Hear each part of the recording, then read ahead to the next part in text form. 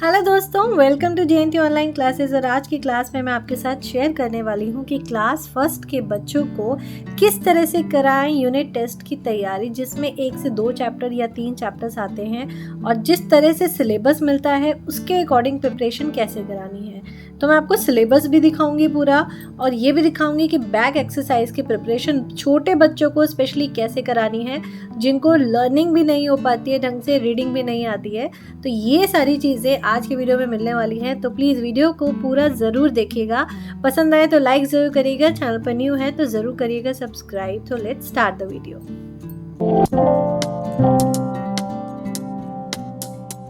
चलिए वीडियो करते हैं स्टार्ट। तो सबसे पहले मैं आपको दिखा देती हूँ कि क्या है सिलेबस FA2 का, यानी कि यूनिट टेस्ट जो स्टार्ट होने वाले हैं बच्चों के, उसका सिलेबस क्या है। देखिए, जैसे 2 चैप्टर्स आएंगे, चैप्टर 1 एंड चैप्टर 2, और इसमें क्या क्या देना है। कंप्लीट द पोएम करानी है, टिक द करेक्ट आंसर कराना है, टिक करना है और क्रॉस करना है, यानी कि ट्रू एंड फॉल्स टाइप के कुछ क्वेश्चंस होते हैं वो करने हैं। कंप्लीट द स्पेलिंग है and answer the following questions in yes और नो, तो ये कराना है। Singular plural a and use of this that these and those, इसका मैं अलग से बताऊंगी। तो ये है वो चैप्टर जिसकी मुझे करानी है तैयारी, और पोएम साथ में याद भी करानी है, एक पैराग्राफ, और इसी के साथ में ये सारा बुक वर्क जितना आप देख रहे हैं ना, मेरे को बिल्कुल वैसे ही कराना है। अब होता ये है कि इस तरह का बुक वर्क है ना, हम बच्चों को ज़्यादातर वर्बली करा देते हैं, ओरली करा देते हैं, लेकिन जब सामने आता है क्वेश्चन पेपर तब बच्चे सारा भूल चुके होते हैं कि हमें कहाँ पे क्या भरना था। तो इसके लिए बहुत इंपॉर्टेंट है कि कुछ वर्कशीट्स के थ्रू हम बच्चों को कराएं, जिससे कि ये सारा काम उनके लिए आसान हो जाए। क्योंकि अगर हम बिल्कुल जैसे ये सामने बुक में छपा हुआ है ऐसे ही करा देंगे ना, तो थोड़ी देर तो उन्हें डेफिनेटली याद रहेगा जब तक आप वर्बली पूछते जाएंगे, लेकिन जैसे ही रिटर्न आएगा उनको हो जाएगी प्रॉब्लम। तो कैसे करना है देखते हैं। तो जैसा कि सिलेबस आप पूरा देख ही चुके हैं, तो चलिए फटाफट से स्टार्ट करते हैं कि प्रैक्टिस वर्क कैसे कराना है। सबसे पहले तो हमें बुक में से, जैसे मैंने आपको दिखाया, तो एक बार आप पोएम अच्छे से बच्चों को रीड करा दीजिए, या चैप्टर है तो उसको अच्छे से एक बार रीड करा दीजिए और उसको एक स्टोरी की तरह समझा दीजिए। जैसे हम वर्ड बाय वर्ड बच्चों को समझाते हैं ना, तो उनको समझ नहीं आता और ना ही वो कोई इंटरेस्ट लेते हैं। सबसे पहले उनको उसकी कहानी बना के समझाइए। कहानी बना के समझाएंगे तो उनको इंटरेस्ट आएगा। उसके बाद आप सिर्फ 4-4 लाइनों के वर्ड्स के साथ उनको समझाइए, क्योंकि पूरा चैप्टर अगर वर्ड बाय वर्ड हम समझाएंगे और मीनिंग बाय मीनिंग समझाएंगे तो उनको बिल्कुल इंटरेस्ट नहीं आने वाला, वो नहीं करेंगे। तो सबसे बेटर तरीका यही होता है कि आप एक एक पैराग्राफ लीजिए या फिर 4-5 लाइंस लीजिए और उसको थोड़ा थोड़ा करके बताइए। जैसे यहाँ पे पहला जो अगर आप देखेंगे, कंप्लीट द पोएम, तो सबसे पहले कंप्लीट द पोएम इसको करवाना है प्रैक्टिस। तो इसके लिए मैंने क्या किया है, मैंने सबसे पहले ये पोएम की 4 लाइन लिखी है। अब इस 4 लाइन को मैं बच्चे को बोलूँगी कि सेम टू सेम ऐसे ही लिखो, और जो हाइलाइटेड वर्ड्स हैं, यानी कि जिनके नीचे अंडरलाइन है, उनको ज़रूर लिखना और उनके नीचे अंडरलाइन भी करना, या फिर उनको बोलिए कि नीचे उसके कलर कर देंगे। तो इससे क्या होगा, ये जो हाइलाइटेड वर्ड्स है ना, ये बच्चों के माइंड में छप जाएगा कि ये वर्ड्स क्या थे। अगर ऑप्शन में या फिल इन द ब्लैंक्स में या हेल्प बॉक्स की तरह भी आएंगे तो बच्चे आराम से ये अटेम्प्ट कर सकते हैं। तो जब बच्चा कम से कम 2 बार इतनी पोएम लिख लेगा ना, तब उसको बोलिए कि अब इसको अटेम्प्ट करो, क्योंकि उसको काफ़ी चीज़ें याद हो चुकी होती हैं। इसके बाद ये लर्न करना, ये अटेम्प्ट करना उसको बहुत आसान लगेगा। ठीक है, तो नेक्स्ट है टिक द करेक्ट आंसर। तो टिक द करेक्ट आंसर देखते हैं कैसे कराने हैं। यूजुअली हम क्या करते हैं, बुक में से ही डायरेक्ट करवा देते हैं। देखो ये 4 ऑप्शन दिए होंगे और ये है तो उसमें ये फिल करना है, ऐसे मत कराइए। जैसे ये पूरी लाइन कंप्लीट कैसे होती है, the puppy has a cute nose, तो सबसे पहले उसको पूरी लाइन एक फिल इन द ब्लैंक्स की तरह दीजिए। जैसे हेल्प बॉक्स बना दीजिए, उसमें ये तीनों लिख दीजिए और उसको फिर बता दीजिए, the puppy has a cute nose, the puppy thinks the shoe a toy, the puppy fills the baby with joy. तो ये जो वर्ड्स हैं वो बच्चे को पता लग जाएगा कि कहाँ पे कौन सा आएगा, क्योंकि वो 2 से 3 बार पूरी लाइन लिख चुका होगा।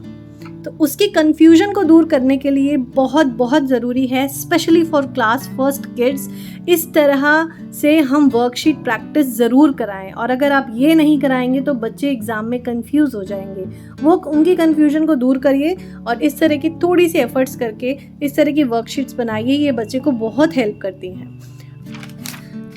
इसी तरह से सेकेंड क्वेश्चन और इसी तरह से नेक्स्ट, तो मैंने इसी तरह से बताए हैं कि जो तीनों लाइंस थी उनको कैसे कैसे कराना है। उसके बाद है आंसर इज इन येस और नो, मतलब कौन सा सही है कौन सा गलत ये बताना है। अब यहाँ पे देखिए, यहाँ पे अब बच्चे को रीडिंग में थोड़ी सी प्रॉब्लम होगी और सबसे बड़ी बात है कि रीडिंग के साथ साथ उनका मीनिंग में प्रॉब्लम आती है। जैसे does the puppy have a wagging tail, तो हमें कुछ यहाँ पे वर्ड्स हाईलाइट करने हैं जिससे कि उसको येस और नो क्लियर हो जाए कि मुझे कहाँ लिखना है। ये स्पेशली उन बच्चों के लिए है जिनको रीडिंग की प्रॉब्लम है क्लास फर्स्ट में, बिल्कुल भी फोनिक्स उनको क्लियर नहीं है, तो उनके लिए ये चीज़ हेल्पफुल रहती है आंसर कैसे करना है, ताकि आप इन चीज़ों को हाईलाइट कर सकें। तो जैसे ये वर्ड्स हैं पपी, वैगिंग, टेल, तो यहाँ पे क्या हुआ, पपी वैगिंग टेल, तो बच्चे को थोड़ा सा आइडिया होगा कि पपी की वैगिंग टेल होती है। यस, जो पपी है वो पूंछ हिलाता है, वैगिंग। तो यहाँ पे बड़ा बड़ा यस इसीलिए लिखा है ताकि ये वर्ड्स के साथ बच्चा यस को कनेक्ट कर पाए। आप शायद थोड़ा सा समझ रहे होंगे कि मैंने कलर कोडिंग किस लिए दी है, ताकि जहाँ पे डज लिखा है, सपोज लाइन में भी अगर आंसर लिखना है तो भी यस इसकी जगह लिखना है yes the puppy have a wagging tail. उसके बाद है does the puppy bark, does the puppy bark, अब पपी बार्क, अब यहाँ पे मैंने इसको दो वर्ड्स को हाईलाइट किया है तो बच्चे समझ जाएंगे ये देख के कि पपी बार्क, यस, क्या पपी जो है छोटा सा जो डॉगी है वो भौंकता है, यस, तो यहाँ पे बड़ा बड़ा यस। उसके बाद है is the puppy fat and big, तो बिग जो पपी होता है वो बिग तो होता ही नहीं, वो तो स्मॉल होता है, तो यहाँ पे बड़ा बड़ा लिखा है नो। तो यहाँ पे अगर पूरी लाइन में आंसर भी लिखना है तो भी ये जो इज है ना इसको हटा के NO लगाना है। तो इस तरह से हम बच्चों को ये वाला क्वेश्चन करा सकते हैं। उसके बाद है ये देखिए, जैसे मैंने यहाँ पे करवाया था ना, ये जो थोड़ा सा मैंने बहुत ही एक्सप्लेन करके इलैबोरेट करके बताया है, उसी को मैंने यहाँ पे बिल्कुल सिंपल क्वेश्चन में, क्योंकि इसी तरह से एग्ज़ाम में आएगा। एग्ज़ाम में इतना ऐसे खोल के नहीं लिखा होगा पूरा क्वेश्चन, इतना मिनिमाइज करके लिखा होगा और वहाँ पे बच्चे को येस नो लिखना होगा, तो सोचिए उसके लिए कितना डिफ़िकल्ट हो जाता है। इसलिए बताते हैं कि वर्कशीट बनाना बहुत ज़रूरी है, ये बच्चों को बहुत हेल्प करते हैं। टेस्ट पेपर्स जो हैं बच्चों को बहुत हेल्प करते हैं। हम ज़्यादातर कोशिश करते हैं बच्चों को वर्बली बता देते हैं सारा, तो यहाँ पे जैसे येस और नो, तो किसमें येस आएगा किसमें नो आएगा। उसके बाद नेक्स्ट है कंप्लीट द स्पेलिंग, तो स्पेलिंग्स जो हैं बच्चों के पास जो आती हैं वो बीच में मिस कर देते हैं, जैसे कुछ लेटर्स हटा देंगे और हमें बताना होगा कि कौन सा लेटर आएगा। तो इसके लिए सबसे अच्छा तरीका होता है, जैसे अब ये मैं उन बच्चों के लिए बता रही हूँ जिनको फोनेटिक्स बिल्कुल क्लियर नहीं है, मतलब साउंड नहीं आती, रीडिंग नहीं आती है क्लास फर्स्ट में।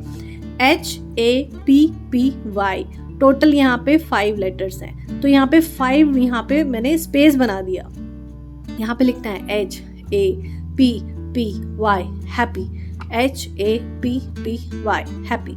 तो बच्चे के माइंड में थोड़ा सा क्लियर होता है कि यहाँ पे क्या स्पेलिंग आएगी, और यहाँ पे थोड़ा सा पिक्चर्स बना के हम समझा सकते हैं या वर्बली उनको अच्छे से बता सकते हैं कि इनके मीनिंग्स क्या होते हैं, इस तरह से। और जिनको साउंड्स आती हैं, फोनेटिक्स क्लियर हैं, उनको साउंड से ही याद करना है, ह ओ म होम, ल लक, इस तरह से, ठीक है।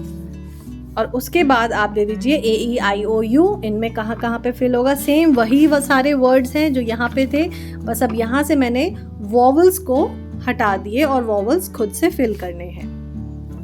उसके बाद है नेक्स्ट मैच। अब मैचिंग कैसे करानी है ये देखिए।